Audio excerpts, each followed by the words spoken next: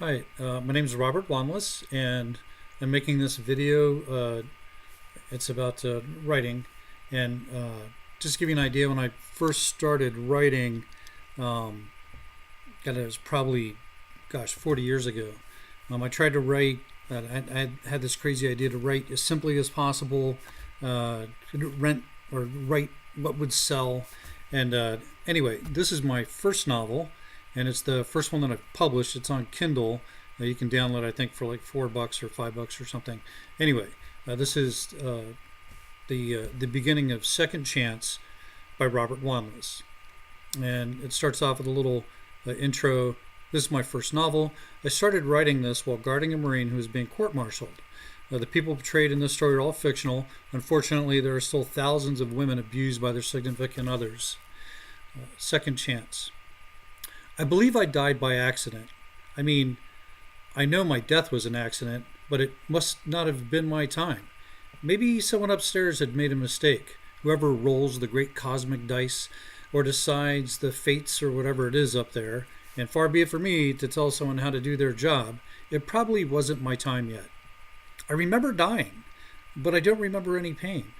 I died on a Tuesday while I was out for a walk. I used to run every day, but as the years wore on, I just started walking for exercise. That particular Tuesday was a beautiful spring day, and even though I felt tired, I just had to get outside, and Denver is a wonderful place in the spring. The nights are still cool, but the days have started getting warm, almost hot. That Tuesday was a wonderful, almost hot spring day. The neighborhood kids were all on their spring break. That day there was a boy running to catch a football. He was probably 11 or 12 years old. The football was way up in the sky. It was a Hail Mary deep in the end zone long bomb thrown by an older boy. This 11 or 12-year-old boy was the intended receiver. He ran so fast he seemed to be flying. He was running in the middle of the street, which is normally fine. We don't have much traffic here. It was a gorgeous day. Many people were working on their lawns or maybe just doing some made-up chore just to have an excuse to be outside.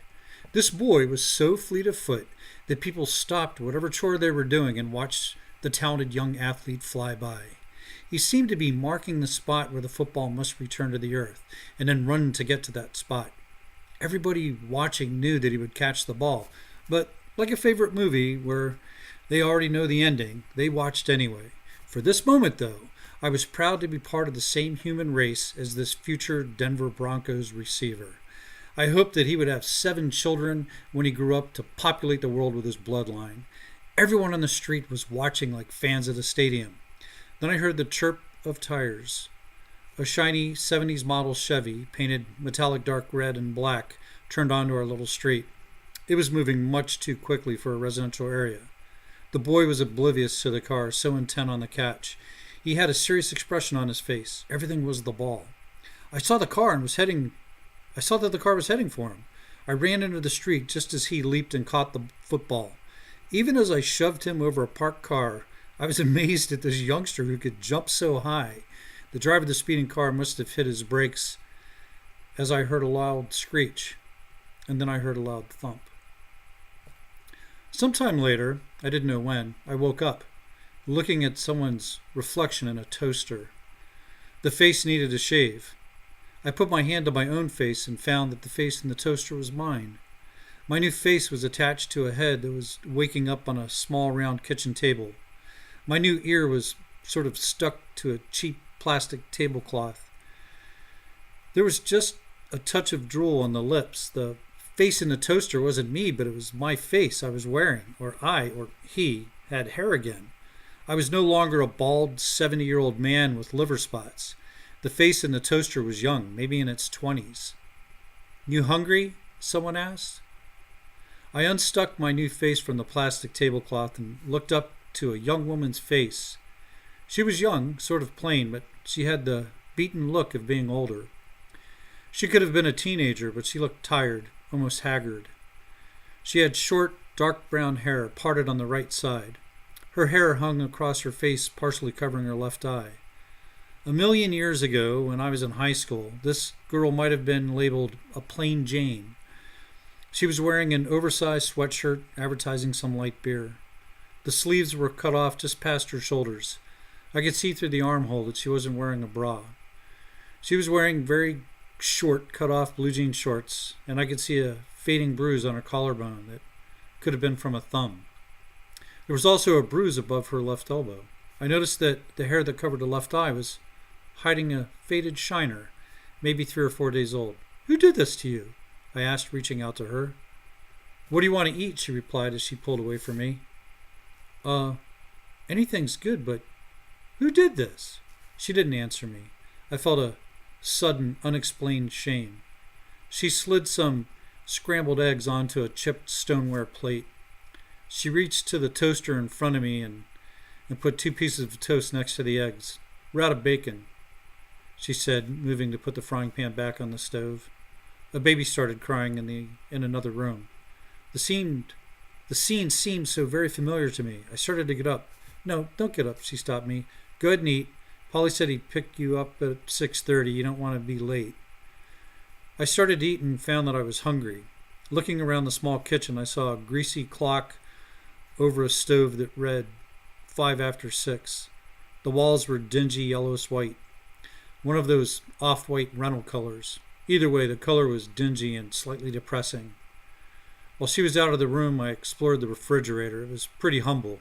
Inside was a plastic milk jug with about 2 inches of milk in the bottom. There were 3 individually wrapped pieces of processed cheese food stacked on a middle shelf.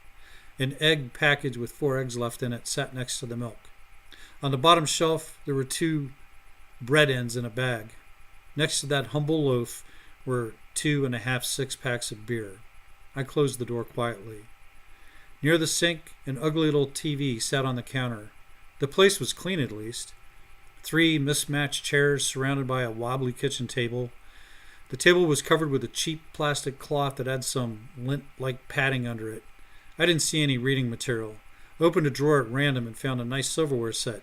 It looked like a setting for 4. The utensils I had used for breakfast matched. The young girl came back into the kitchen and sat across from me. I averted her eyes as she lifted her shirt to feed a small 2-headed baby. The baby looked old enough to still breastfeed. He was maybe 5 or 6 months old. I was confused. I had no idea where I was or who I was. I felt around in my pockets. I had a wallet in it. In it, I found a California driver's license. It had the face that matched the one in the toaster. The face in the license picture hadn't shaved either. It read that I was Jason M. Rockwell, 22 years old, unless the day changed when I entered this body. There was also about $200 in cash. I took out all but a $10 bill. I looked over at the clock. It was 6:30. "You better get downstairs," she said without looking up at me. "Polly will be here soon."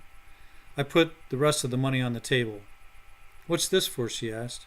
"I don't know. Maybe you could use it, groceries or whatever." She didn't reach for the money, but she stared at it. I reached out and touched the baby's head. He was beautiful. I still had no idea where I was. I did see a sad little life here in this small, cramped apartment. I'll see you later," I half-asked, half-stated as I got up to go. The young mother was staring at the table with her baby asleep at her breast. She didn't reply, but reached for the money after I got up to leave. I grabbed a full plastic trash bag out of the plastic kitchen trash can. "Can you put another bag in there for me?" I asked while walking out. "Sure." Anyway, so that's like the sample that you can download for free online. Sample of the book Second Chance. I'll try and give a little bit more later. Have 2 other books on there, and I can do parts of it, whatever you guys want. Anyway, I'm going to exit out of this thing.